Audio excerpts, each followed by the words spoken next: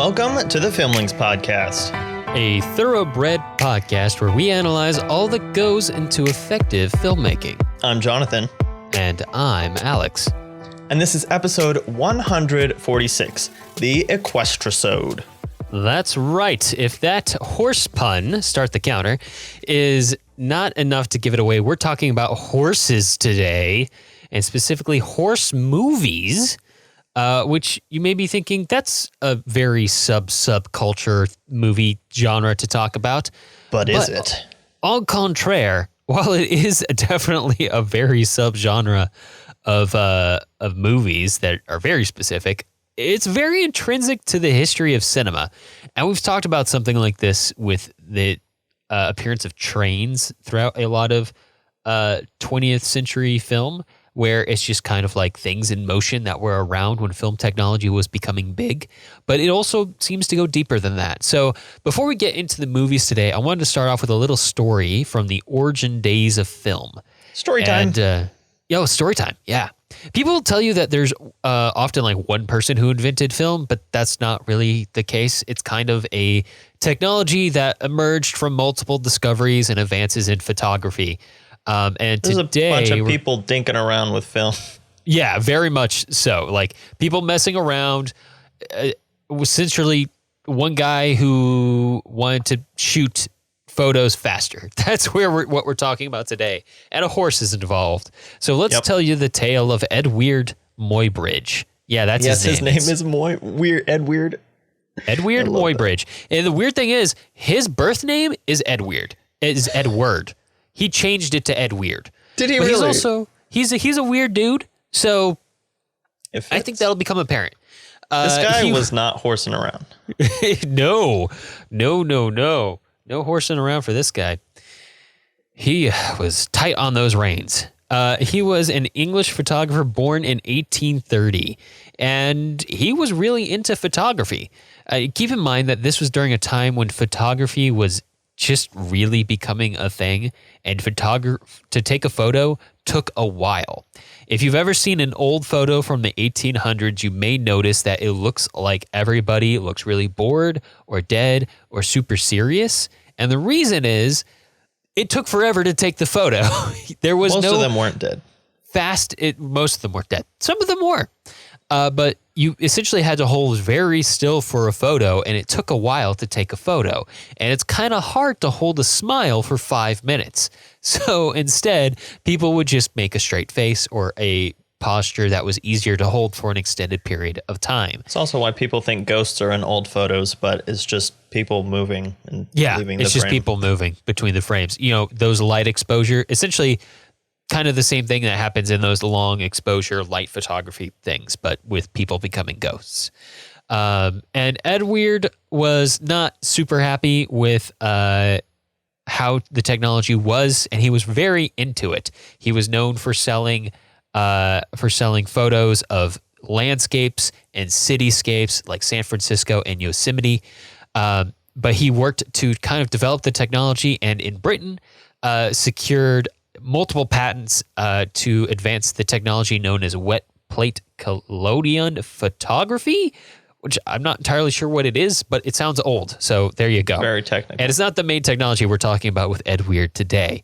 But after immigrating to America, he had some very strenuous business dealings, but he also had some very strenuous personal dealings. And just to show you how wild and untamed this guy was, he was acquitted of killing his wife's lover, who was a major in the army, in a case of justifiable homicide, which kind of rings a bell because not too long ago on the Otto Preminger episode, we covered Anatomy of a Murder, which was a very similar case. But Muybridge, little off the train. he was pretty intense. So Apparently that's kind of how he though. approached anything. And that's kind of how he approached technology as well. In 1872, Leland Stanford, the guy who founded the school, hired Muybridge to record his home and other possessions, including his horse, named Is that like Occident. that sounds like a Scarface paranoia type thing? Like just in case someone steals my stuff, I'll know exactly what I had. Yeah. It does sound like he was taking pictures for his renter's insurance or his home insurance.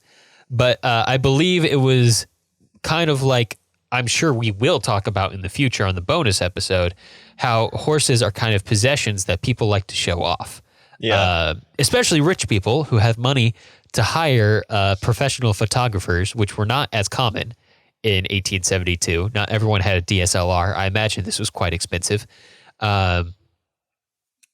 To record their possessions for posterity or to just show off to other people.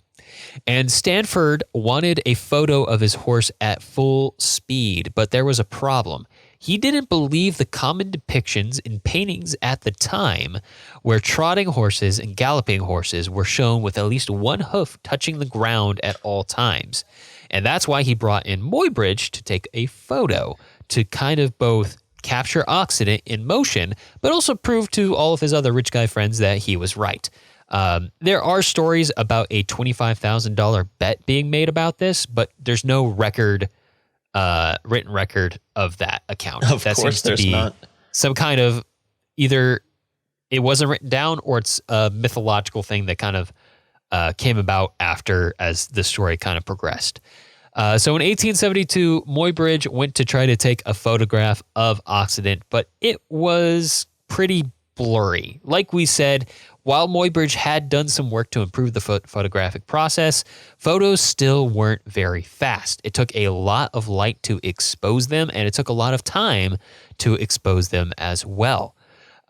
So the photo of a horse in motion, what we would now probably consider like sports photography, the camera technology of the day, not up to snuff. So Muybridge worked with engineers from the Central Pacific Railroad, which was Stanford's company. Again, we cannot emphasize how rich this guy was, to develop faster shutters and trigger mechanisms, effectively developing some of the first high-speed photography technology. And in July of 1877, another photo was taken with the newer technology, which was much better, but unfortunately, reporters didn't believe the photo was real. And Muybridge did at that time have a retouch artist kind of work with the photo to make it a little clearer, but it was in essence a real photo. It was just kind of Fake touched news. up for selling, because that's what Muybridge's business was. When he wasn't photographing people's horses, he was selling his photos to people who wanted to display photos or see places they hadn't seen before because they didn't have photography. And how are you going to know about hashtag van life unless Muybridge takes a photo of himself in a van? Like, you're not. So he was making a business selling photos, and he did that. But reporters didn't believe it. There's a photo of him in like a wagon buggy. A wagon, hashtag wagon life. Stanford and Muybridge got together again and planned a new project to prove to everyone that instantaneous photography was the real deal. So on the 15th of June, 1878, Muybridge set up 12 cameras along Stanford's Palo Alto stock farm. That's right. This is a Silicon Valley story. That's also the location of the future campus of Stanford University as well. He invited a bunch of reporters to come to this exhibition, and the shutters for those 12 cameras were set up with tripwires so that as Occident ran by, instant photos would be taken of the horse in motion. The experiment was a success and convinced reporters in attendance that the photos were real and that horses did pick up all four hoofs at the same time while running. So Stanford got his rich boy bragging rights. Stanford figured out that mystery, and the world is better for it. Stanford would actually go on to kind of screw over Muybridge in very dramatic fashion. Muybridge later in his life did some work that he needed the support of the Royal Academy of Science in Great Britain, and after Stanford published a book about this experiment that Muybridge did at Palo Alto, but didn't mention Muybridge at all. The Royal Academy was like, "You're lying to us, Muybridge. You weren't there. Geez. This rich guy says you weren't there. He didn't mention you at once."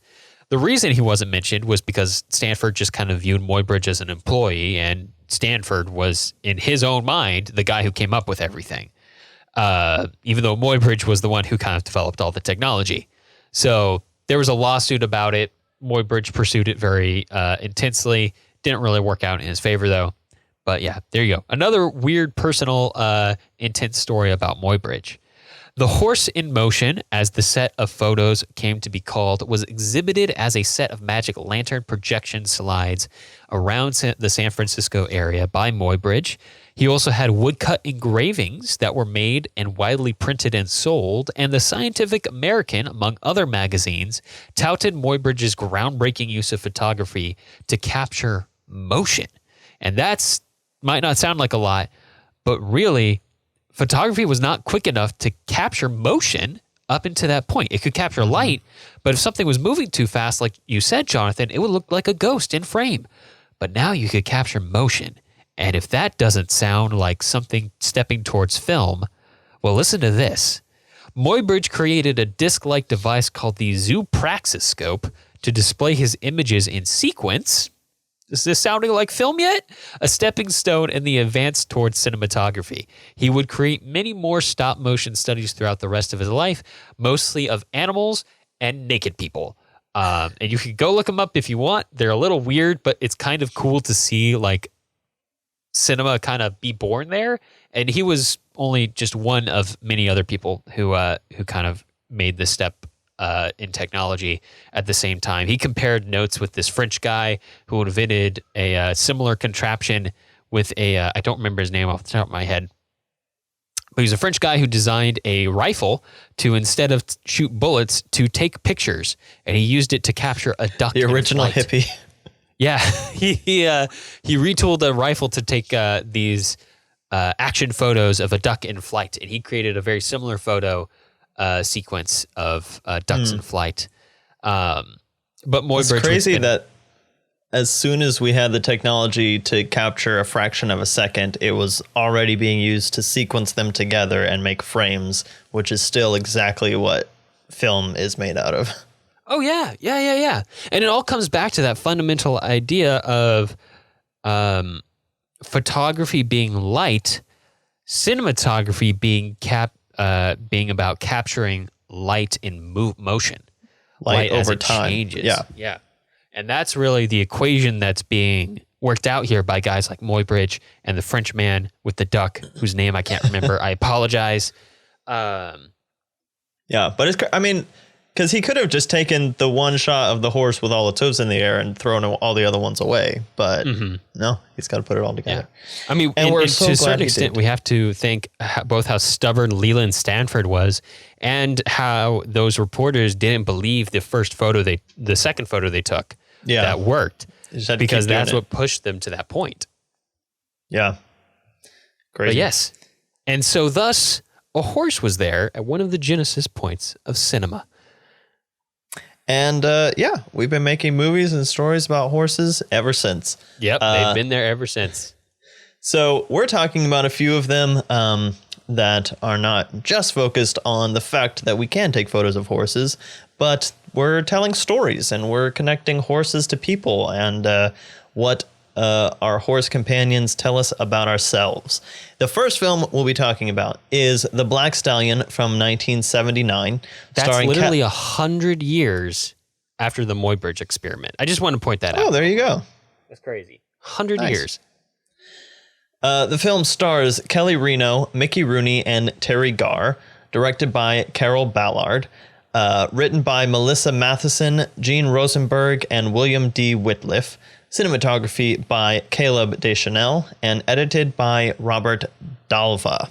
And then we'll be talking about Spirit, Stallion of the Cimarron from 2002, starring Matt Damon for some reason, James Cromwell, and Daniel Studi, directed by Kelly Ashbury and Lorna Cook, written by John Fusco, I think based on a story by John Katzenberger?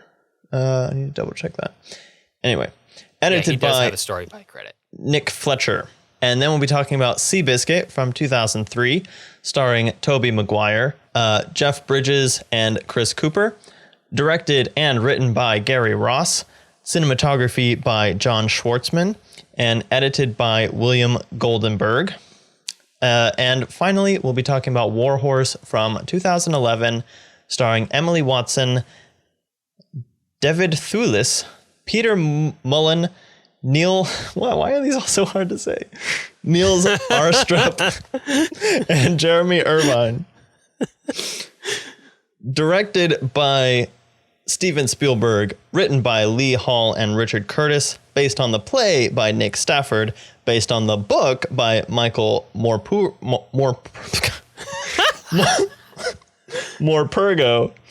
cinematography by Janusz Kaminski, that's the easiest one to say, edited by Michael Kahn. Indeed. We have quite a few good horse movies to talk about. So let's jump into it. Jason, take it away with a setup for The Black Stallion from 1979. The Black Stallion from 1979. Aboard a steamer ship with his father in the Mediterranean, young boy Alec Ramsey meets a beautiful but ferocious black stallion. Alec instantly falls for the horse and is told the story of Alexander the Great and his wild horse Bucephalus by his father. That night, the steamer is caught in a storm and goes down. The only survivors are young Alec and the Black Stallion, washed up on an island and forced to survive together. All right out of the gate, Alex, we're talking about this film, The Black Stallion, which is actually a film that I had seen a few times as a kid, and it always stuck with me for some reason. Honestly, not all of the movies stuck with me, but the sinking ship at the beginning was like very much in my brain for some reason, because it's kind of dramatic. It starts off really dramatic, and then it goes through this really beautiful, almost silent film sequence, and then it turns into like a normal movie. It's so interesting the way the film is structured. It works really well.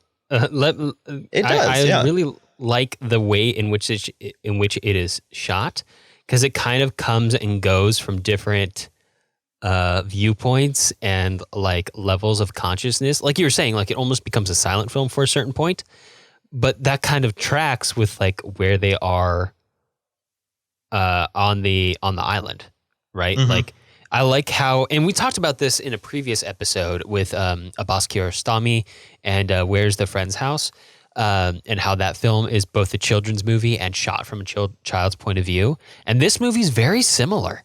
They really kind of capture that all of this is from Alec's point of view.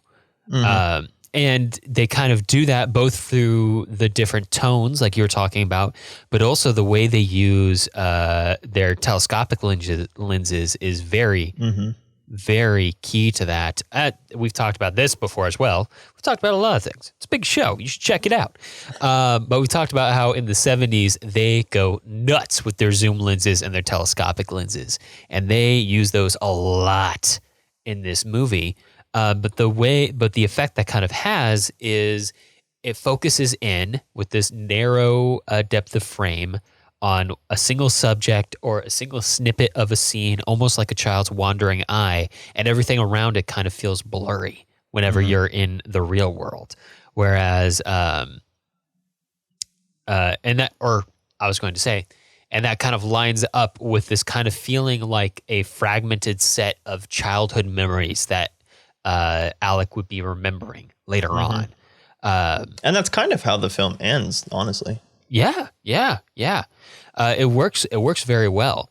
What did you think about, and it's pretty obvious from the get-go, it's not really super duper hard to pick up on, but the whole connection of the kid being named Alec and his father telling him the story of Alexander the Great, and Bucephalus, his horse. Yeah.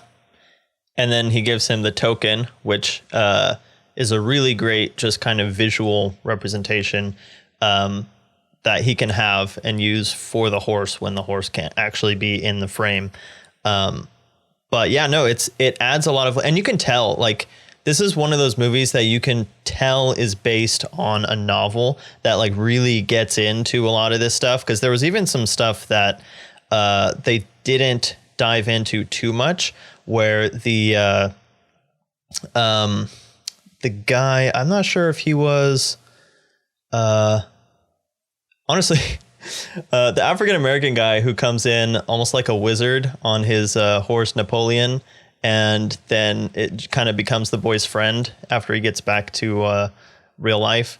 And he has this line where he says, you got to keep that horse wild.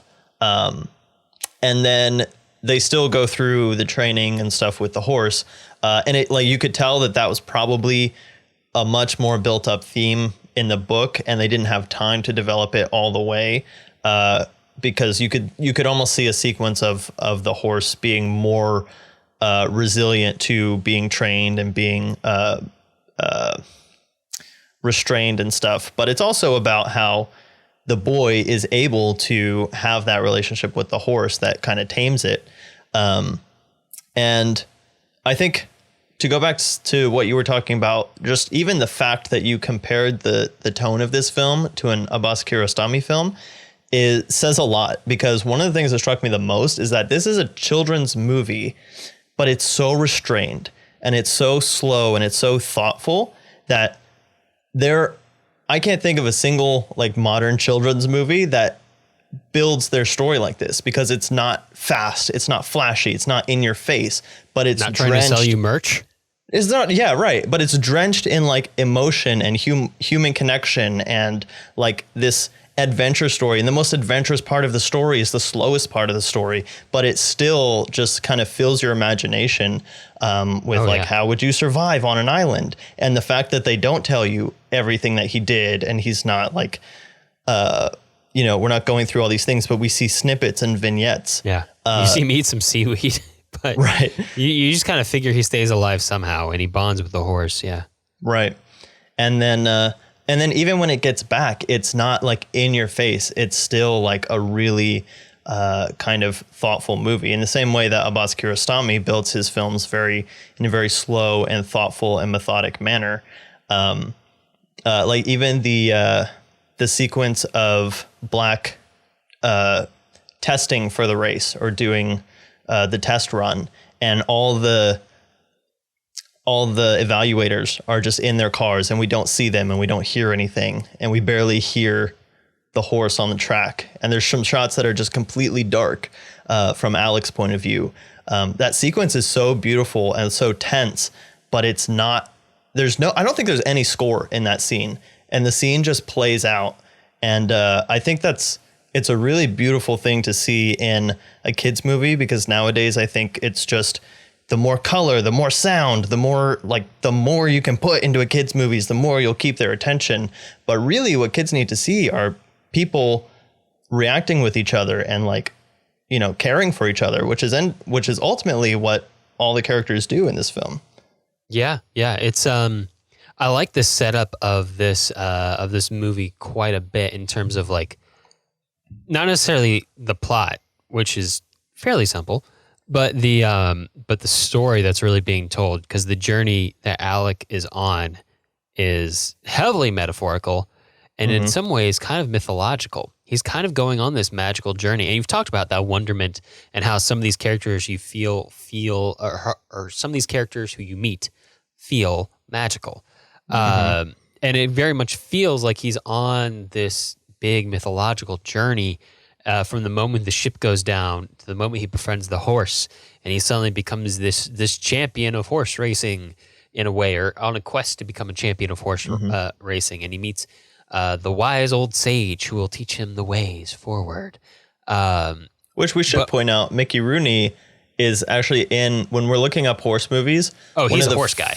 One of the first horse movies that always pulls up is National Velvet, which is an old Shirley Temple film with Mickey Rooney when he's got to be a teenager. I don't think National Velvet is Shirley Temple. I thought that was that was one of those. Was baby the Elizabeth Taylor. It's baby Elizabeth Taylor. Yeah, that's one of the first movies she did. Oh, okay. Yeah. Yeah. But it was a surprise. He's like a teenager. Thought it was going to flop, and it was point. A big boom. Yeah.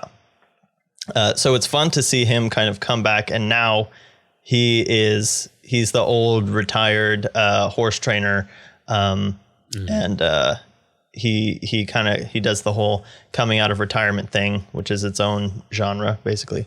Yeah.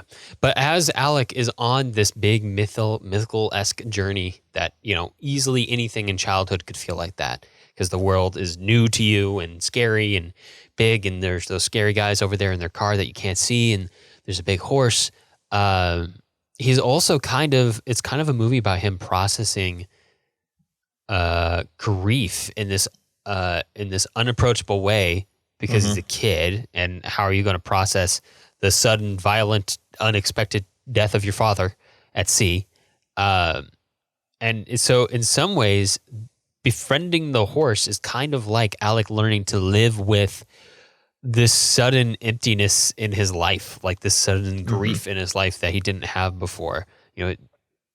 His dad's suddenly gone, and now he kind of has to learn to live with that, like he learns to live with this horse. And not just learn to live with it, but learn to race with it, to really move forward with it in the way. And it's a wild emotion. When you first encounter it, it's something that, especially for a kid, it's something that could potentially tear you apart. But it's also could feel something like being stranded on an island in the middle of the ocean. Right. It's almost like someone knew what they were doing when they wrote this story. Yeah. The metaphor is both very simple but incredibly effective here. Yeah. And it's something that could be really saccharine or overdone, but like it works really well in this situation. Both because it works on both levels. It works on a metaphorical level and on a realistic level. I mean, there are elements that you have to take, like how does an 8-year-old survive for 3 months on an island, and how do they let him enter a full-blown horse race? But ultimately, the way that the film is presented is so self-assured that you really don't think about that stuff until after the movie's over. Yeah. It's the perfect blending of story and plot. And we've talked about before how plot is the factual, physical happenings of the movie, the things that are said, that are done, physical consequences that are experienced. The story is everything internal and emotional. So story is like the internal journey that the character takes, the changes that happen to them, to their personality, the emotional shifts and swings and hurdles that they face over the course of their experience with the plot. And when those two things are in sync, you have a really good movie. And then, of course, almost like a horse and a rider. Almost like a horse and a rider. Perfect jockey mount combo. Yeah. Not only does the matching of those two things work really well, but it also matches up well with the style that's been shot in, which we've already talked about. But all three of those things are just firing on all cylinders and kind of just work really well together. Yeah, there's a really great shot. It's actually maybe like the second or third shot in the film, but Alec is on like leaning on the rail of the ship, and the sky is all overcast, and you can tell that the sea is getting worse because we're building up to the storm that's going to sink the ship. But we're so telescopic, and what happens when you use a really telescopic lens is you're flattening the foreground and the background. And so it's like the water line is right behind him, and it's going up and down, and you're seeing him and the water kind of trade places at the top and bottom of the frame. And it gives you such a sense of the scale of the ship, the conditions of the sea, and also kind of Alec's mental state too, because we should also mention, I guess, that even though he's dealing with the grief of his dad, there's also this interesting thing where the relationship with his dad is portrayed in a really strange way, where his dad is seen gambling, and then they're like splitting the spoils, and his dad keeps taking stuff away from him. He's like, oh, no, you can't have that. Let me keep that one. And no, you can't have that. And he gives him two things, though. He gives him a knife, and he gives him the horse, and then he tells him this story. So even though a knife, now this is a knife. And technically he gives him three things, because he gives him the story. He gives him the story, right. And so you have this interesting dynamic where like his dad is kind of a gambler and kind of a rough guy, but he still has this tenderness with his son, and the way he tells the story is so dynamic that even the audience gets lost in it. So it's really cool. There's a lot of complexity in this kids movie, which I know we always talk about how kids movies should not be just for kids, which I think this is a great example of. It's not pandering to kids, but it's got a lot of stuff in there that's important for kids to kind of, see and experience. Yeah. No, I mean, I hope it's a journey that no kid has to go on, but it does happen. And it is, it'll sit with you for a while. And the way Black Stallion is set up is perfectly shot to sit in your memories, because it's shot like a memory already. So it just slips right in. Yeah. You don't even notice. It's probably one of the reasons why it's stuck in my head, even though I saw it like 2 times when I was a kid. Yeah. It's just in your noggin still. You can't help it. We just talked about it, and it's already in your head. It's too late now. Black Stallion's in there. Stuck. I do want to mention too that there's an overlap between the Black Stallion and Seabiscuit. Black Stallion is set a few years after the events of Seabiscuit. And Seabiscuit is based on a true story. Black Stallion is kind of historical fiction because it is sort of set in the same time period, but it's its own story. But they mention the Iceman, the jockey, the Iceman, George Wolfe, as one of the greatest jockeys. Cometh? He does cometh. But the Iceman is the one who takes over for the writer of Seabiscuit at the end of that film. So it's interesting that there's a little bit of that connection, and also the fact that Seabiscuit ends with the match race, and the Black Stallion leads up to basically the Black Stallion butts into the match race at the end of Seabiscuit. So it's this whole kind of interesting horse racing world that's being built upon with this story. All right, shall we talk about Spirit, Stallion of the Cimarron, from 2002? Jason, take it away. Spirit, Stallion of the Cimarron, from 2002. At the dawn of the Wild West in 19th century America, a young Mustang is born and grows up to lead his herd in the wild and untamed plains, free as any creature could be. But one night, he stumbles upon a group of odd-looking animals that walk on only 2 legs and keep horses in ropes and saddles. From that point, the Mustang's life is changed, and he embarks on an odyssey across the Wild West and the men looking to tame it. So, Jonathan, I have a question for you. All right. I have a 2-word question. It goes like this. Matt Damon? Matt Damon. Matt Damon, and we got to just start with this because this is going to be the theme of this review. Matt Damon is the most unnecessary part of this entire film. It really, that is the vibe, isn't it? It's not. We should mention, first of all, that the way that the film is structured, the horses don't talk, which is great. No, that's a good choice, I think. There are humans that talk, and they kind of, it's very naturally filmed, or I guess like put together in terms of story. It's not a talking animal movie, but there is a narration by Spirit, the main horse, that is voiced by Matt Damon, and the voice of Matt Damon tells us what Spirit is thinking at all times. It tells us what he's thinking about the humans. It's telling us what he's thinking about his own situation. And if you took out his voiceover, it would be the same film, but just better, because you would be able to figure all that stuff out by what you're seeing, because the film is so well animated that everything Matt Damon is saying is very apparent on the screen. Yeah, and it's just unnecessary, completely unnecessary. And we've talked about this before when we covered Billy Wilder and some of his films like Double Indemnity and I forget which other one, but Sunset Boulevard, of course. They use narration, but Billy Wilder had the theory that a narration should never tell you something that you can already see on the screen. It should not tell you any information that you already know, and that is all that Matt Damon's voiceover does. And I get that it's like a kid's film, but I think the film is so well animated with the way that the horses, look and express and interact with the humans that children should be able to pick up on what's going on. And really, they're just looking at the horses anyway. They don't care what Matt Damon is saying. And the adults watching the film definitely don't care what Matt Damon is saying. Yeah. Yeah. And you know what? The way it feels to me, it doesn't feel... Here's the thing. It's not... I wouldn't call it bad. I would just call it... It feels like an appendix. It's there. It's hanging out. Mm-hmm. It's slightly distracting. It's like a commentary track. I wish I could turn it off. Yeah, like you just wish you could toggle it off. It's weird. We have not one but two movies this week that I feel the same way about the narration.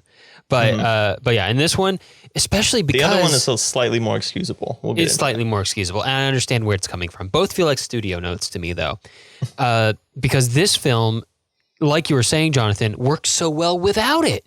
Yeah. It's almost, and because this is a recurrent theme, and it kind of ties into the Muybridge story we started off, is that horses work so well to be caught in motion that they don't need dialogue to work on film. They can communicate without it. They don't need it. So and the film is very proud of its horse animation. Like that's apparent from the first frame, and we'll talk about that in a second. Yeah, it just works so well. Horses work so well in a silent category that like this movie could have worked perfectly with just it would have been so good if it had just not had, I mean, it's already good, but it would have been really good if it had just not had that narration and it was silent for 90% of the time.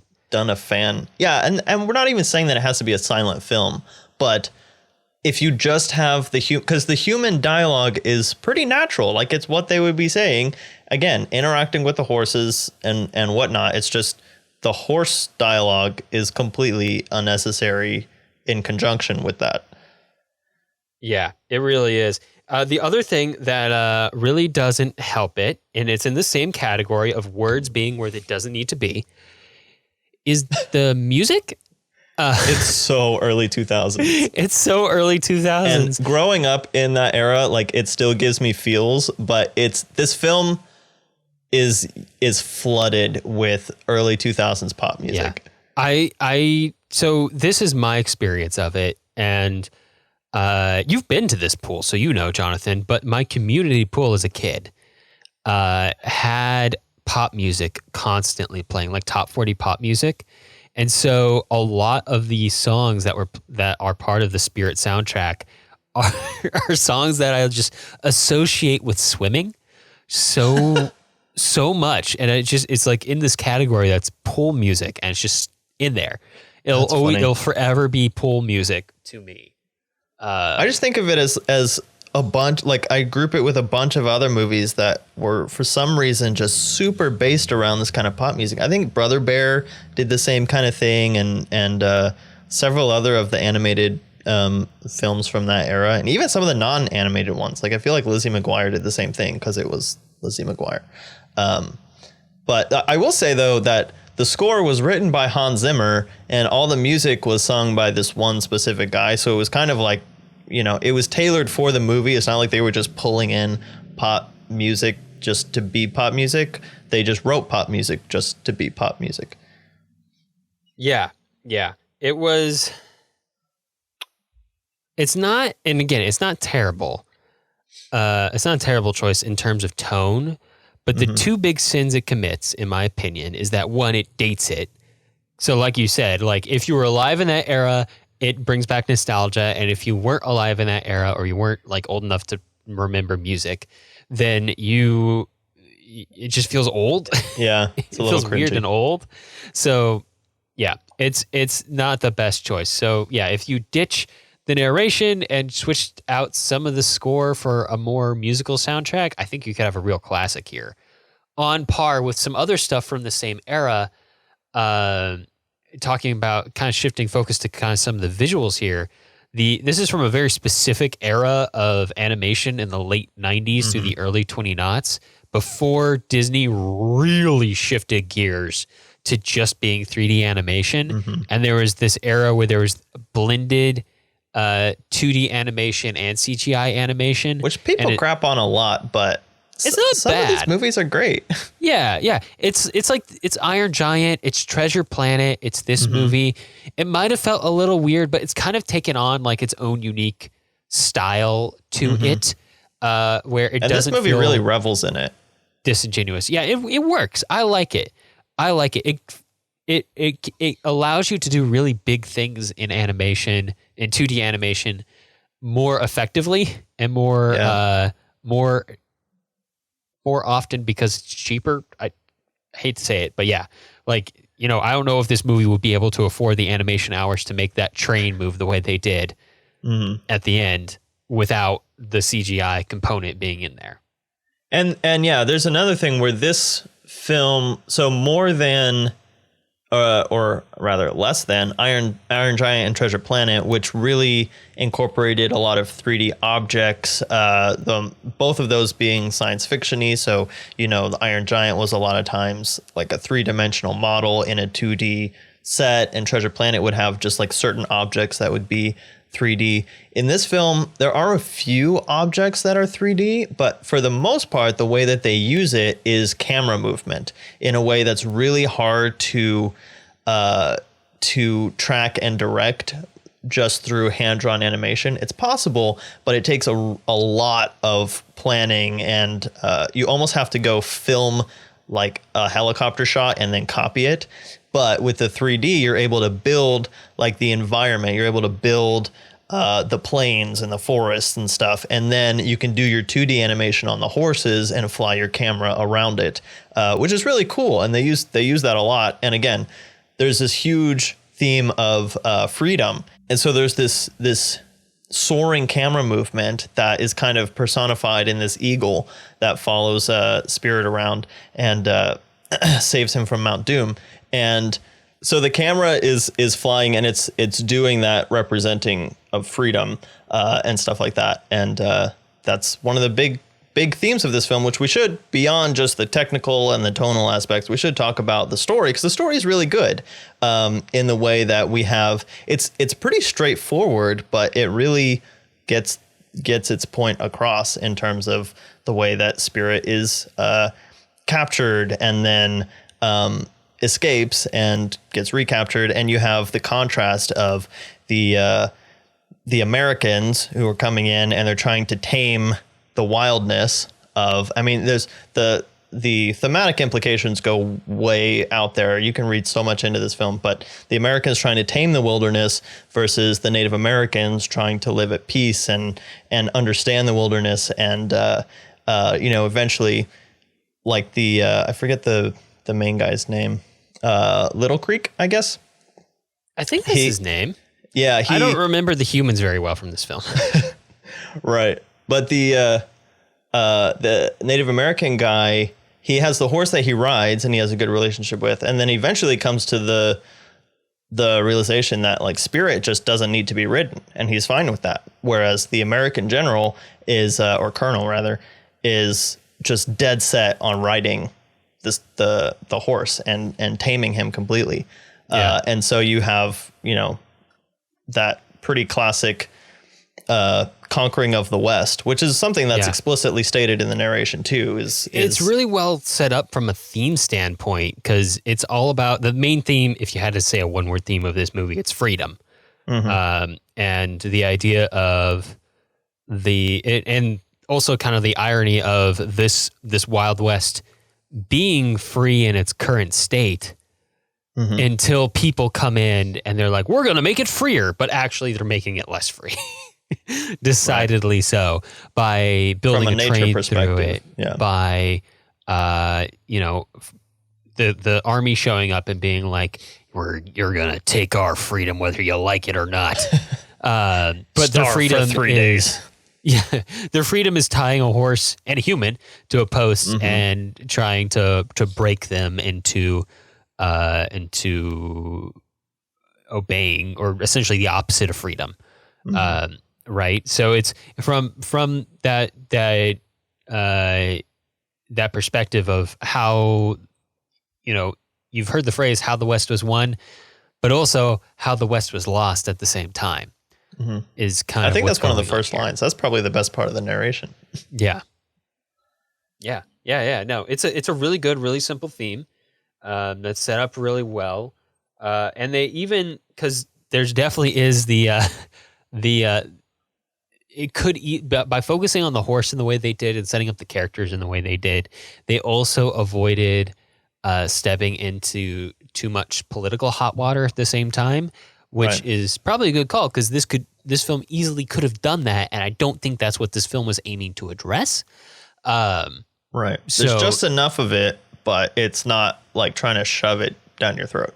No. Especially because it's a kid's movie too. So, there's no trail of tears directly in it.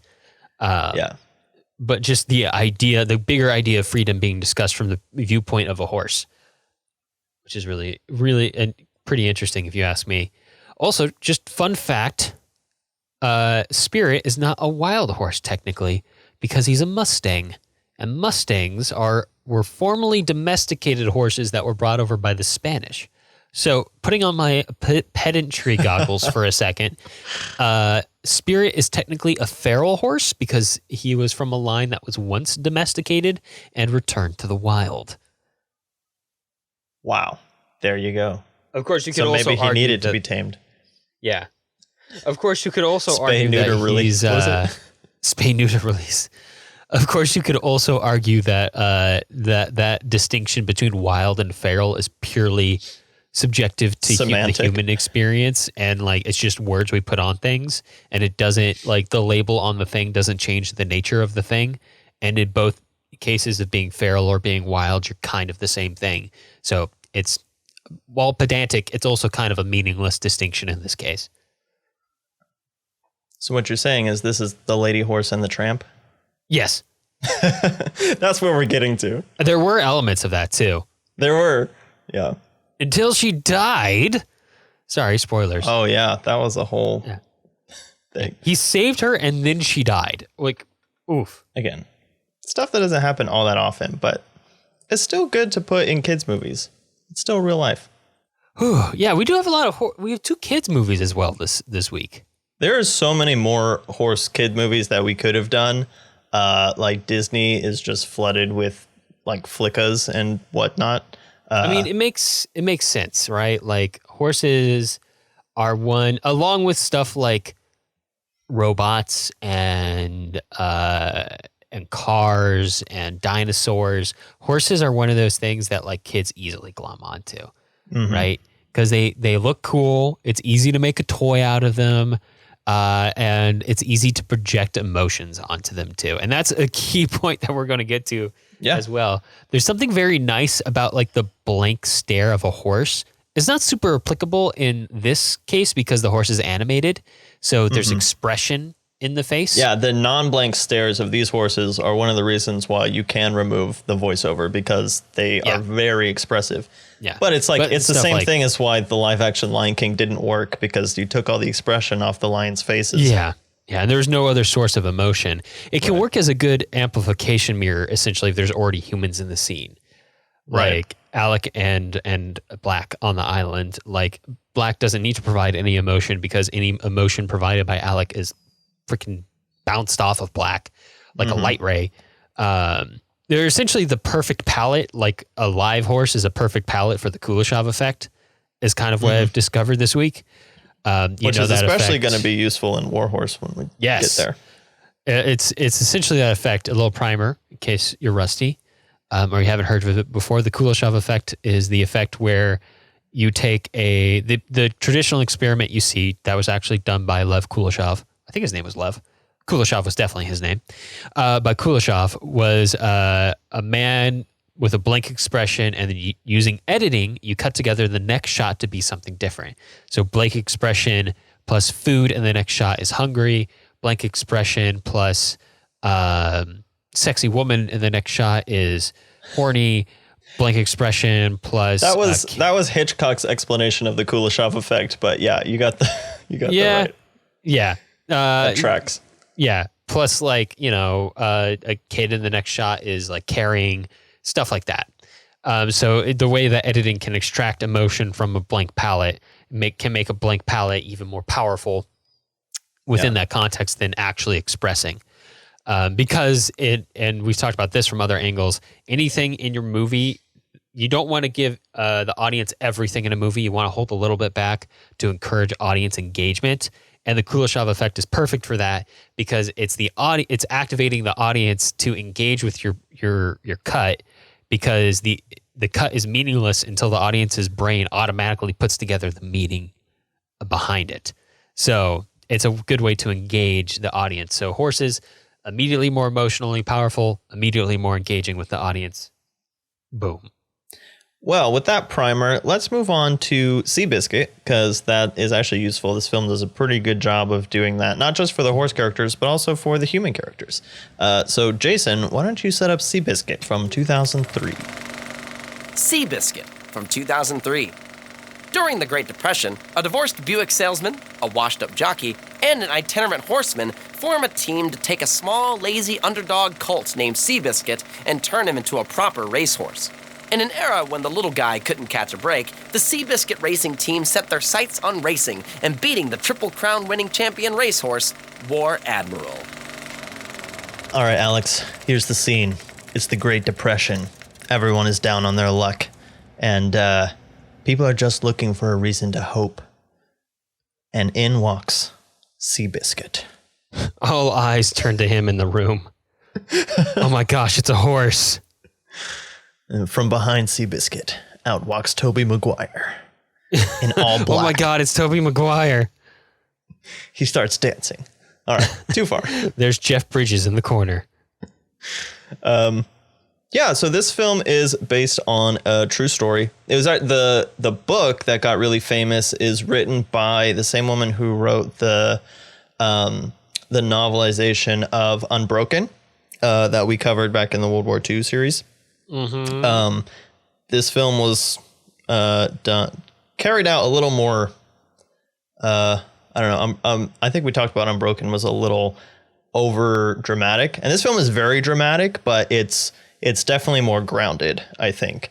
But the fact that it's based on this novelization of a historical event, you can feel because a lot of times when you're doing a novel like that, you can just tell that in the novel there's this huge emphasis on the time and place and the setting the stage for this really historical event.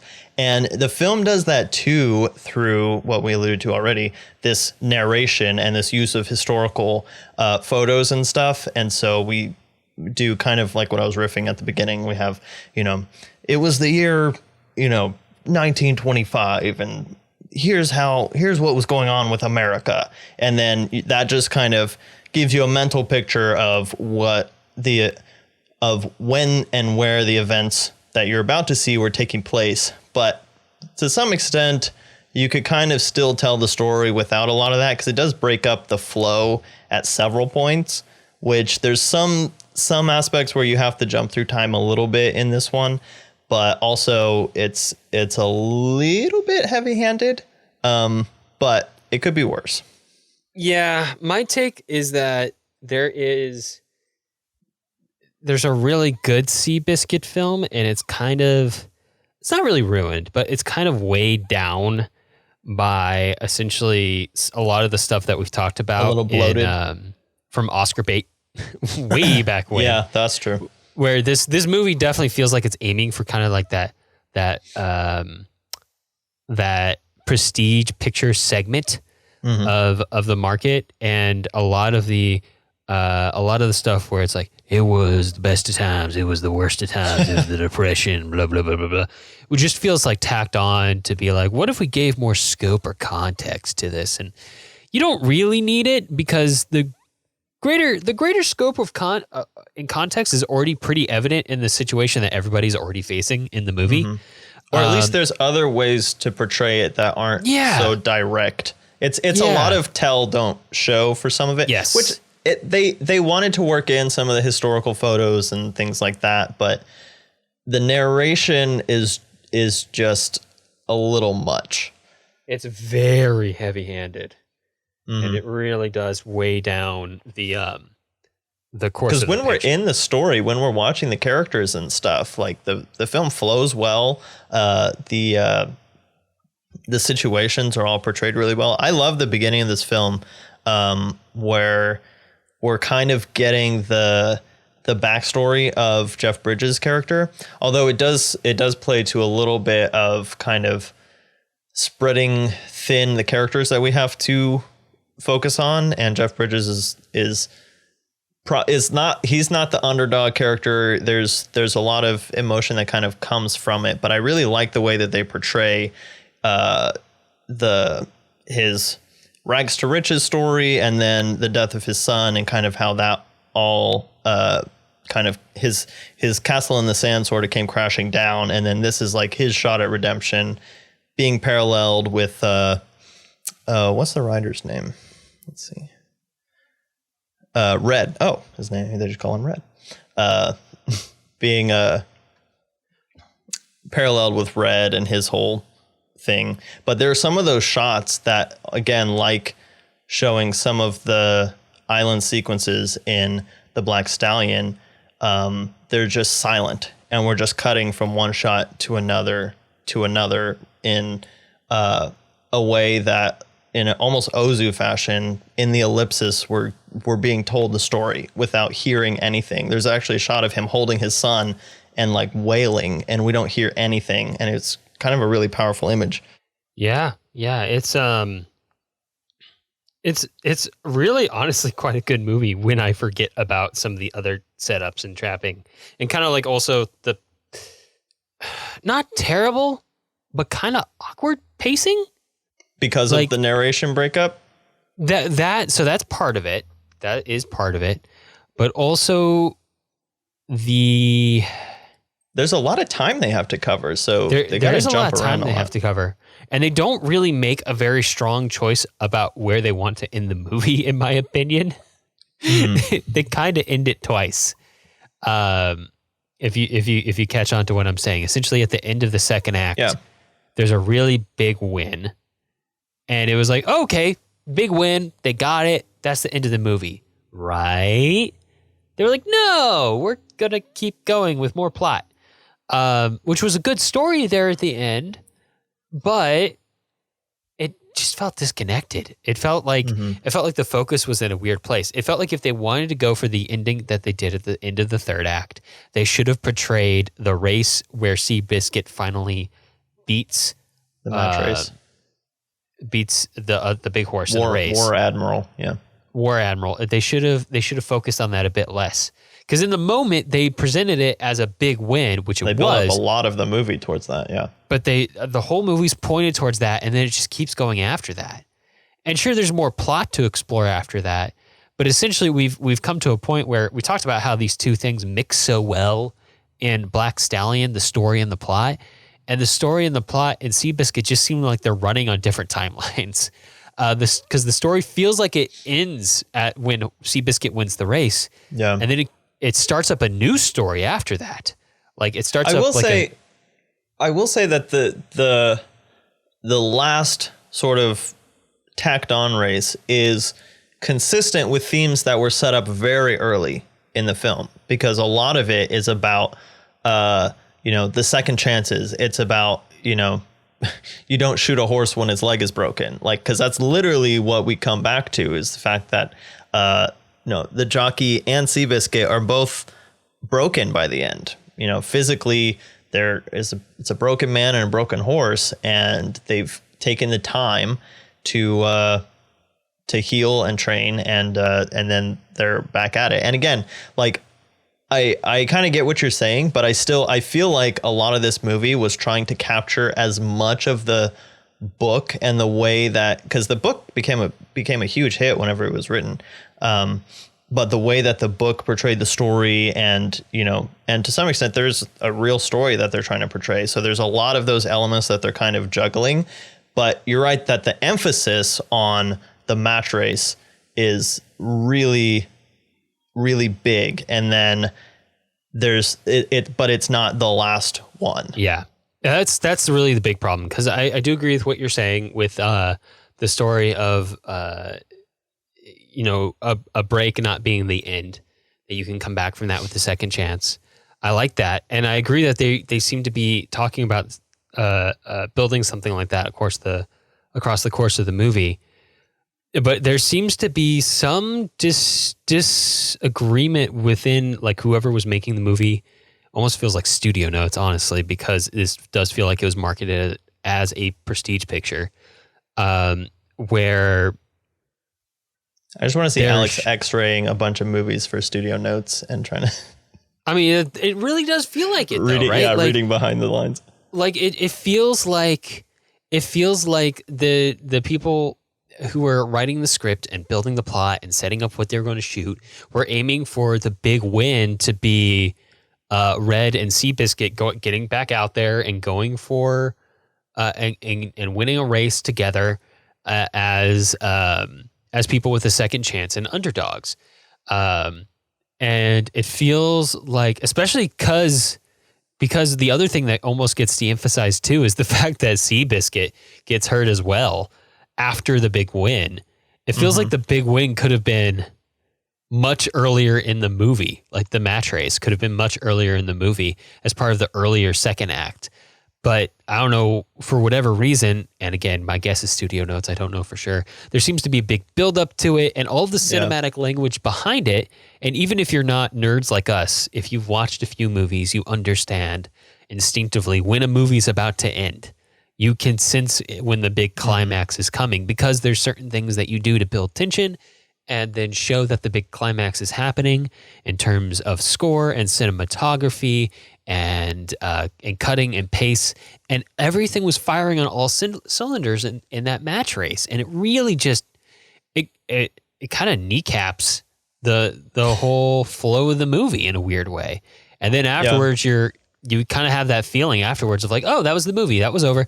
It's still going. That's weird. I guess and the while choice it makes that you're sense that it was still going, it made it two movies when it didn't need to be two movies.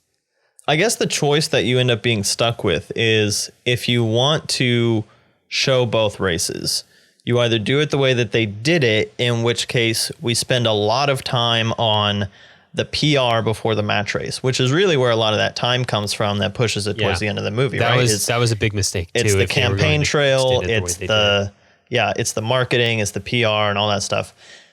But on the other hand, because what would probably make it more natural is you make the match race at the like exact center point of the film.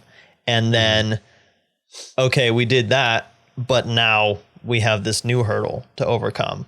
But then you're spending a lot of the second half of the movie just showing mending, which is not the most exciting thing to show. Like there's a lot more excitement to show in like political rallies than there is in like slowly healing and realizing, hey, we can take little steps, and hey, maybe we can ride, and hey, maybe we can ride fast. Which could, I mean, not saying that they couldn't do it, but I guess that's kind of the choice you're stuck with is PR versus like slow healing, getting back on your feet kind of a thing. And that's kind of the thing that I think I'm getting at, and something that we should hit on with like adaptations, like broadly, is that when you're adapting real life events, the real life event won't necessarily line up with the 3-act structure we're familiar with. And I think that's where we get into this idea that those two things that you're talking about focusing on, Jonathan, are two parts of Seabiscuit's life, but also kind of two different stories with sort of different themes. So like the campaign trail leading up to the big race is about an underdog during a time when in America when like the little guy was down and out, like unemployment was sky high. It was the Great Depression. We all know that. And coming back and beating this big horse who represents these big, rich, Eastern, like plutocrats who have all the money in the world and aren't bothered by the Depression at all. And that's a great story. Which is incorporating money and horses, which is something that is going to be a big part of the bonus podcast. Yeah, I'm sure we'll talk about that on the bonus podcast. And that's one theme and one story, right? And then there's the other story you were talking about that was also really good, where it's about broken people getting second chances and a broken country getting a second chance, which also ties into the Depression, right? And that's why I think the life story of Seabiscuit is so good, because he had two stories that played into the Depression like that. But they're also kinda two different stories that happen on two different paces, two different timelines. And so it kind of gets a little awkward to try to get them into one 3-act structure when you have two themes that are kind of connected, but not really connected, and or could be connected if the timing lined up a little better, but not really. So that's where you're kind of getting like a little bit of that awkwardness, a little bit of that jankiness with the pacing. It's not the end of the world, but it does hold this movie back from being from being better than it is. Yeah. Yeah. Quick side note, just in terms of the narration, I just realized that the narrator for the film is David McCullough, who is a famous history writer in his own right. He wrote like the John Adams book that got really popular with the miniseries with Paul Giamatti. And he's written several other books about America and stuff like that. So that also feels very much like a Oscar bait kind of play, because he's a very prestigious just kind of thinker in the historical realm. And then of course this was that era where like big like heavy narrated period piece movies, like it kind of makes sense. Mm-hmm. Like I get why the choices made in this movie were made, and I get the difficulties made behind them, but like it feels like they're straddling too many different goals at once and too many different stories at once, and it falls a little short in the middle. But I don't want to overstep and say that like there's not really good content in here, because there is. Like anytime you focus in on some of the character portrayals and the character stories and the character arcs, like they're really good, and like the way the horse racing is shot is truly spectacular.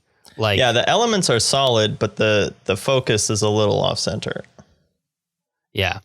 I mean, like the way they shot the horse races is just really good. Yeah. Muybridge would be proud, or ragingly jealous, that was kind of more of his style, but it was really good. It's incredibly well shot. And the guy who played the Iceman, like I was mentioning earlier, he was actually a jockey and an actor, and he's actually won some jockey award that's named after George Wolfe. So he was kind of like the perfect person to step in for him. There you go. But I think we should mention like the aspect that this film I think brings to the conversation is this film is really like the sports aspect, right? Oh, so yeah, very much so. This is the appeal of the film is the appeal of sports. It's the appeal of talent. It's the appeal of competition.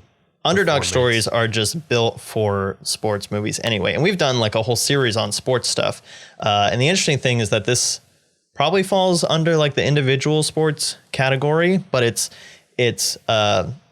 achievement, it's talent, but it's kind of there's a blend of talent. There's the jockey and the horse, and the two things have to be in sync with each other in a way that's really portrayed well in the film. Like the way that each of the characters understands how the horse needs to be handled and what the horse needs and stuff like that. And there really is that synchronicity between them that, it's actually really cool. If you watch a film like one of the films that we mentioned as being a bonus watch film is called Buck, which is about a horse trainer who became really famous and became known as the Horse Whisperer. And a film by Robert Redford was kind of about, a film starring Robert Redford was about him. But he has this whole philosophy of how you deal with horses and, basically being, there's a phrase he used, but you do everything gently but firmly, as opposed to the traditional way of breaking horses, which is literally like breaking them mentally through like force. And so I think that's a thing with horses and these movies is the ones that we really connect with are the ones where the people are understanding the horse and they're not trying to overcome and like master the horse, like with the Americans in Spirit.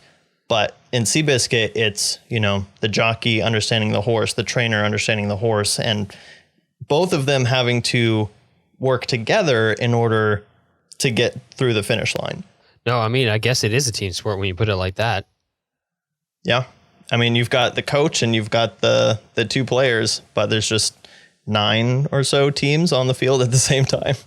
Yeah, it's like doubles tennis. Times 8. Yeah, with nine teams playing at once.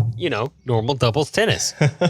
I played Wii tennis, I know. But I mean, to some extent, also kind of tying back to Spirit, and there's a little bit of a contrast, but to some extent, the synchronicity of man and horse is man and nature. It's like getting back to the basics, getting back to something really essential. And there's kind of two ways to see it, as like in the Black Stallion, they alluded to training a horse to be a racehorse is not letting it be wild. But on the other hand, like I was saying, if you're working with the horse and you're doing things in sync, there's some aspect of the horse making the person more free. So there's all this stuff is going into these horse movies kind of at a subconscious level to some extent. Yeah. All right, let's move on to Warhorse from 2011. Jason, take it away. Warhorse from 2011. A horse named Joey is purchased by a farmer at an auction in Devon. Despite not being built for the task, Joey and the farmer's son, Albert, plow a field and save the family's farm.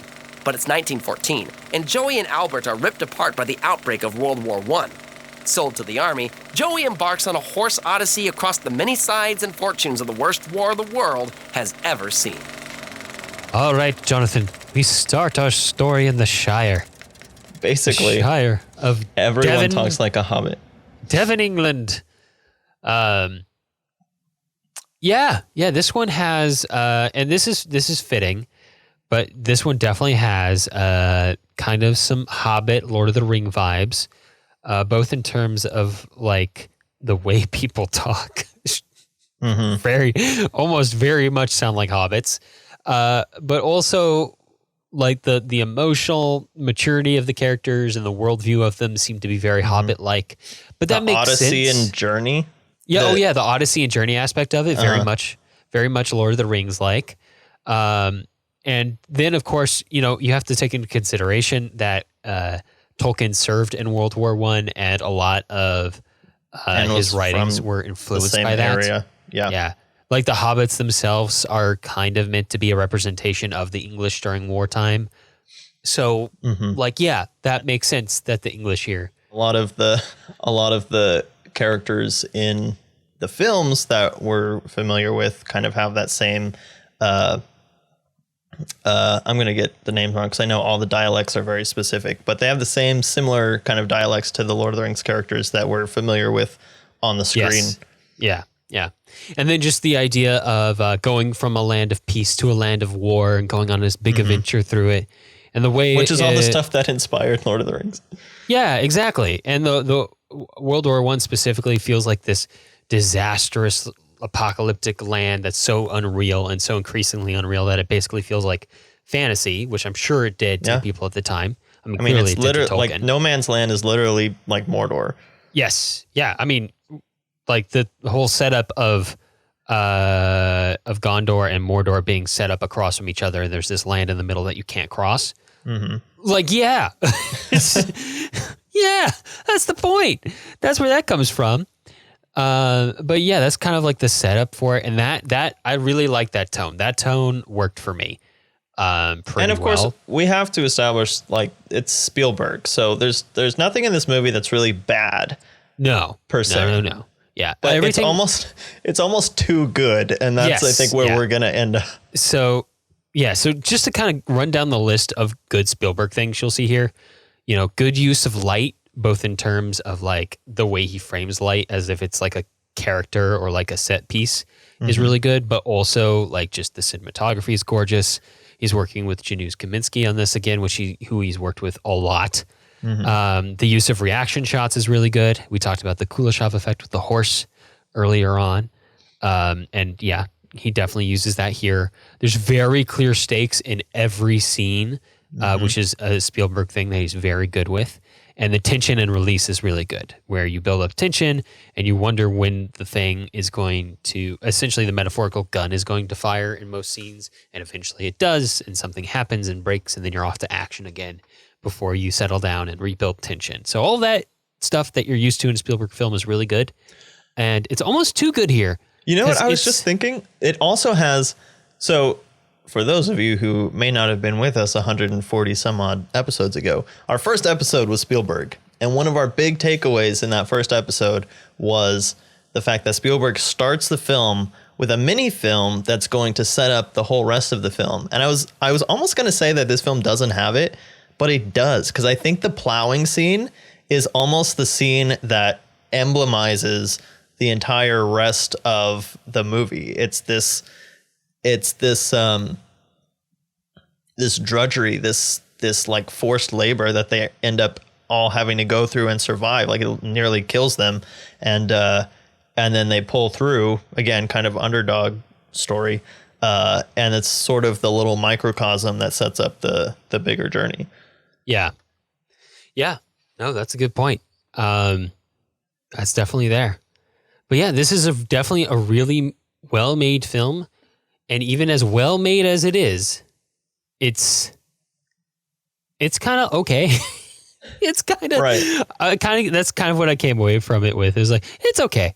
It's not bad. Like, it's well constructed. Yeah. And I think, what we're getting to is that everything is so perfectly done. Everything is like set to be, this is how you shoot a shot of a horse that is the hero. This is how you shoot a shot of a drunk who's been beaten down by life. This is how you shoot a shot of no man's land when the two sides are coming together. That it almost feels devoid of something, because it's almost just a textbook on how to make a film, and it's missing something of like, it's like Spielberg was handed the book and they were like, hey, you could probably make a really great movie about this. And Spielberg was like, yeah, I probably could. But it's not like he really wanted to make a good movie about this. He just knows how to do it. That's kind of the thing that's missing, I think. And it's like the emotional core, like the heart. Yeah. Like Schindler's List, Spielberg wanted to make that movie. That movie is burned into his core. And you can feel that in a lot of his films. Even his playful early films, he wants to make those films. And now he's at the point where he's just so good that he can just make a good movie without even thinking about it. And that kind of is what this felt like. Yeah. This, and you know what? I kind of think the lack of engagement comes from is that it really feels like we should be focusing more on the horse for most of the movie.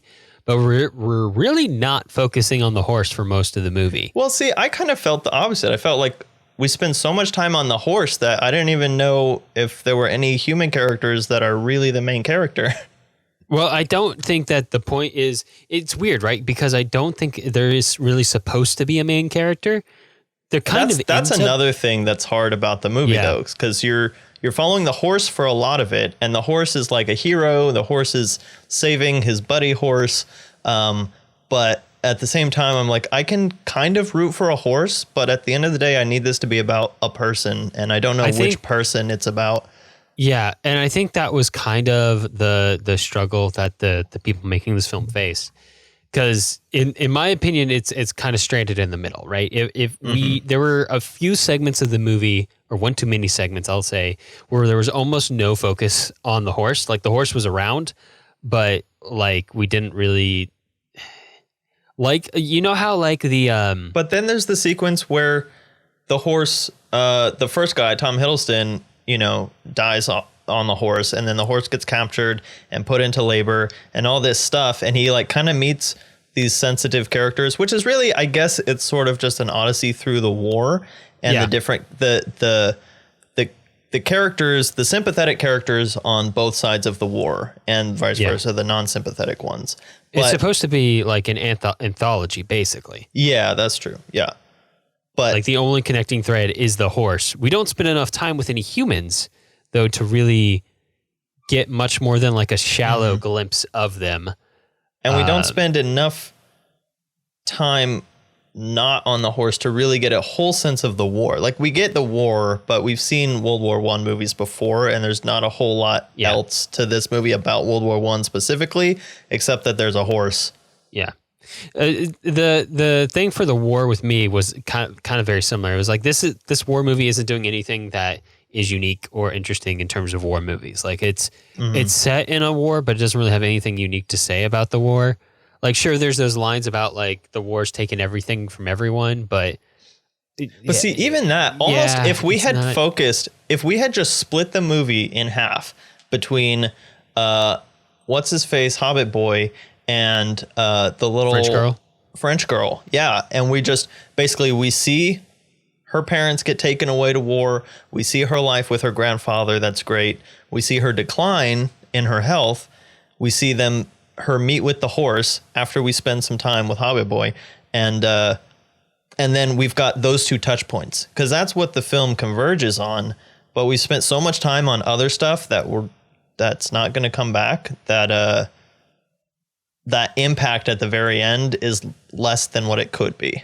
Yeah, like the German and the British soldiers that we spend time with, aside from even the Hobbit sympathetic Boy, one, yeah, are just kind of like taking up space. Yeah, it's like okay, we get it. We're supposed to be. We're like, not every one of the Germans was evil. We've seen that before, but let's talk about this little girl, because I care about her. Yeah, like and I think that's where I came from, was that I didn't care about the little girl. And it's probably just because she wasn't around that much. But you could have. That's what I'm saying. Like, if we focused on her, she could have been more sympathetic than, the German horse guy who's not, an evil proto-Nazi. That sequence, the whole sequence of the horse at the farm just felt like wasted time to me, because I didn't feel like we were spending any time with the horse, and I didn't feel like we were spending any time with the girl or the grandpa either. We were just kind of watching soldiers march through. And it didn't feel like we really spent much time with anything. Originally this was a book, and then it was a stage play, and the stage play was really popular because of the puppet horse. Let's be real. We remember that. I think I remember seeing that on TV, the war horse puppet. Like, that was yeah, there were a lot of little featurettes and stuff. Yeah, people wanted to go see the war horse puppet. And that's kind of like, I don't want to say it was kind of gimmicky, but it was kind of gimmicky. And like the movie's kind of a little that way too, where it's kind of got the horse, but the horse doesn't really have a lot of like deep emotional content behind it. And also there's not, it's kind of like a sample tray of human characters with not enough focus on any of them. Yeah. I mean, it's way they like the last like 3 shots of the film that just have like 3 cigarette filters on them. Where the cigarette filter is like a old school camera lens filter. Before you would do that in post, you would literally you would put a piece of glass like a light gel in front of the camera to change the color. And so a cigarette filter would be really dark at the top to darken the sky, and it would have this orange tinting to it. And so it gave off, like, you would use it a lot of times in like beach scenes or really hot, like deserty kind of scenes. But the whole end of the film is just this really orange, like explosive sunset, like beautiful, emotional, it looks like a Western type thing. But it's almost like the whole film is tonally covered with this filter that just makes everything like beautiful and to some extent distant and sterile, and just completely unrealistic. Yeah. Again, it kind of falls into that awards bait category, I think, a little bit, where it's like there's a lot of money into it, but there's not a lot of personal interest. And somebody was like, hey, we have this play that's really popular. If we make it into a movie, it's bound to get some awards notice, especially if we have like this big director Spielberg attached. And so, I mean, that's kind of the vibe I get here, but it kind of just feels disjointed. Again, I mean, the way they shot it is really cool. It's gorgeous, obviously. The way they shot the horse is amazing. You get a lot of emotion from its eyes. Again, probably not because there's emotion there, but because we're people, and people can't help but project emotion into animals. And then even if they're just standing there chilling. does more than that with the, like I said, the sequences where like the warhorse volunteers himself as tribute for the other horse who has to carry the gun. Like there are sequences where the horse just straight up becomes anthropomorphized character, more than just implying it, which I thought was kind of interesting because we do spend a lot of chunks of the film just following the horse and none of the other characters that are really main characters. Yeah. But of all of that, Alex, what of the anthology vignettes, which was your favorite? Oh, I don't know. I mean, I guess the one with, even though I'm not really emotionally invested in it, I thought the scene where the British and the German soldier crossed the lines together to get the horse, who at that point was animatronic because they weren't going to put a real horse into barbed wire like that. Yeah. But the animatronic horse did look really good though. Much better than the animatronic shark from Jaws. But that was also all like super silhouetted, so it was a good opportunity to use that because it was so stylized at that point. Yeah, they shot it so that you wouldn't notice it was an animatronic horse. But that scene was at least really well written, and I think it sticks in my memory pretty well. The little French girl scene, like I said, I didn't feel like we really got much of a sense of her as a character. You know, she just kind of did. There's a lot that was implied that was never shown. Yeah, and I mean, and heavily implied, just implied. You almost could just miss the whole fact that she was sick if you weren't paying close enough attention. I think I did the first time I watched the movie a few years back. But that one's kind of the whole Heigelman thing. The second guy who cared for horses, it didn't feel like there was any real stakes in that one, even though the black horse did die at the end of it. It just kind of felt like nothing. There wasn't really much of a plot. Like the sequence of events just kind of happened without any really like sensical progression. Let's see, what else was there? Oh, the two German boys who run away. No, I mean, it could have been an interesting movie, but it was like a couple scenes. I know it feels like a different war story that I've heard before, but it was just sort of hinted at in this one. Again, it's very much a sampling platter, and it's not. It's hard. And then there's the first one with Tom Hiddleston and Benedict Cumberbatch where they take the horse, and I thought that one was kind of interesting because, like, you almost expect them to be really gruff generals, like I'm taking your horse because it's needed for the war. But then Tom Hiddleston's character like draws him the sketch of the horse and sends it back to him, like, hey, I'm actually gonna try and take care of your horse. And then they do a really good Kuleshov effect with that sequence where you see. And actually, the first shot of them like coming out of the wheat and then charging them in the surprise attack was really, really well shot. And then the Kuleshov effect of Tom Hiddleston on the horse, cutaway, machine gun firing, shot of the horse without a rider running through the woods, was so subtle but really effective because Spielberg knows what he's doing. Yeah, no, it was well done. It was a well done scene, but I feel like that's kind of what we're left with at the end of War Horse is a bunch of well done scenes and a kind of meh movie. Yep. Like the whole is not greater than the sum of its parts. And especially,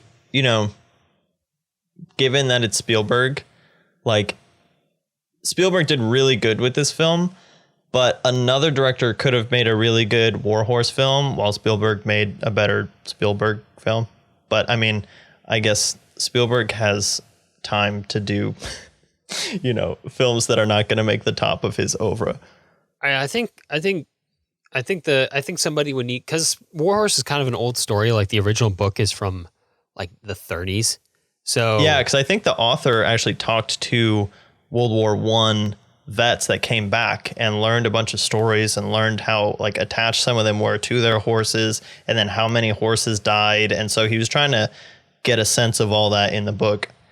I mean, the structure makes sense in a book format, right? Because you don't necessarily need that through line that you need in a movie because you experience a movie over the course of 2 hours and you're done. But you experience a book over the course of days and chapters and sections. So like the way it's disconnected in a book kind of makes more sense than the way it's disconnected in a film where you don't have the time to kind of have that disconnection there. So yeah. Yeah. All right. That's Warhorse. Shall we move on to overall notes? We shall. Jason, take it away. Oh, wait, you don't do that. So yeah, horses. There's so many ways to put horses in movies, and they've been put into movies in all the ways. All the ways. There's something like definitely fundamentally cinematic about a horse, especially like they kind of almost represent the form of cinema that's less that is more show, don't tell. You know, they're all about motion. They're silent. They've got deep, brooding eyes that stare at the camera, and you can just read emotion into them. They kind of fit well into the cinematic landscape. And then, of course, you know, people just like horses, and we use them in lots of ways. So, you know, it's makes sense to have them built into so many different kinds of movies in so many different kinds of ways. You can use them as a theme, like in Black Stallion, and as a metaphor, also in Black Stallion, or a spirit, or as a plot motivation, like in a connecting thread, like in Warhorse. Use them in straight some up kind of characters like Spirit and Warhorse. Yeah, exactly. And we've also, I mean, even though they're all horse movies, we've covered like essentially three other different kinds of genres as well. Survival stories, a sports story, and 2 epics or odysseys as well, that are adventure epics, just in the course of this one episode. So horses kind of fit in anywhere. Yeah. And more than just being horses, like the themes and the metaphors that they represent are ultimately, you know, reflections of the human characters in the story. So in some ways, that's the ways that the horses act. Like the wildness of a horse can be representative of the wildness of a person or a person's emotion, but also they can be mirrors or representative of humans in the ways that the human characters treat the horses. Like I think that's one of the things in Warhorse is you see the characters who don't respect the horses versus the ones who do respect the horses. And that's something with all the films. Like if it's a film with a prominent horse character, you're looking for the characters who are actually treating that horse character as like a actual living being and not just as a useful tool, which also comes up in Spirit and stuff like that. So it's a reflection of which characters you can trust and which characters you can't, just based on how they interact with the horse characters. Yeah. You can do that with lots of animals, but there's something very powerful about doing it with a horse, because horses are kind of big and powerful and potentially ultimately dangerous. They're stronger than us, but they can still be subdued by us in violent means or in cooperative means. Make no mistake, one-on-one, barehanded and bare-hoofed, a horse is kicking your ass. Like Literally. You're not winning against a horse. Like that, and yes, correct. That is exactly how they will do it. Or probably your head. That's the really dangerous thing you gotta look out for. Oh man, in the documentary Buck, the documentary follows him around as he does horse training camps around the country, and there was one horse that got brought in that had they suspected it was oxygen deprived originally, and also it wasn't fixed, which apparently makes a horse, especially a male horse, like very aggressive, and so there was a lot of stuff going on. But the horse, one of the trainers at the camp was bitten by the horse like on the head, and that was not a pretty wound. Like, yeah, I could only imagine. Yeah, so they're dangerous. I haven't heard about a horse bite before, but I don't imagine that goes great. Nope, and that is apparently it's a thing. It happens. But yeah, so there, it's so interesting that we can have such a, horses are not like grizzly bears. Like in Grizzly Man, you can live with grizzly bears for only so long before they don't want to live with you anymore. But horses, if you treat them right, like you can have a lifelong relationship with them. But they they are still ultimately powerfuler than people. Yeah. I mean, horses, man. Horses. And horses. If you want a little bit more about horses, check out the bonus podcast that will be coming out in a few weeks. But also, we did talk about another sports movie involving horses, but more of the rodeo variety in episode 117, in which we talked about the rider. And that one, I really love the rider. And that one is a lot about kind of how horses can be tied to, even a person's identity, and how the dangers and the fundamental wildness of horses can be dangerous, and how you choose to live with that. So check that one out. It was a great movie. Do check it out. It is an excellent movie. I quite enjoyed that one. All right, Jonathan, next time on the podcast, we are going to be talking about Frozen survival, surviving the deep frosty survival depths of the cold frozenness. weather. Yes. It's another survival episode, which I don't think we've done a survival episode since Lost at Sea, which is like the fourth episode ever. Yeah, not a full episode at least. But anyway, we will be talking about a set of movies where people have to survive extreme winter weather conditions and normally extreme locations like mountains and the North Pole and the depths of the Alaskan wilderness where nobody lives but vicious wolves that will try to eat you. So we'll be talking about Touching the Void from 2003, The Gray from 2011, Everest from 2015, and Arctic from 2018. And if you would like to get more, as I said, we have a bonus podcast, which you can check out on the Patreon. The last episode that was released was regarding Rings of Power. We watched the first 2/4 episodes of that and talked a little bit about it and what we were thinking. And now the whole show or the whole season is out. And so you can see how wrong we were in our guesses and such and such. So yeah, and you can also join us on the Discord. That is free for everyone, and you can keep up with our discussions on all things horses and coldness and Lord of the Rings. Cold horses. Cold horses. Well, that's about all the time we have for this episode. To find links to things that we talked about today, as well as a complete list of past episodes and all 446 films we've covered so far, visit thefilmlings.com. You can also join us for ongoing film discussions on our Discord server. And to stay posted about upcoming episodes, follow us on Twitter at thefilmlings. Summaries for each of the films this episode were recorded by me, Jason Harden. You can find me on Twitter at TheBlueJay1994. If you like the show, let us know. Leave us a review on iTunes so other people will know what we're all about. We definitely appreciate it. Talk to you next time. All right, see ya.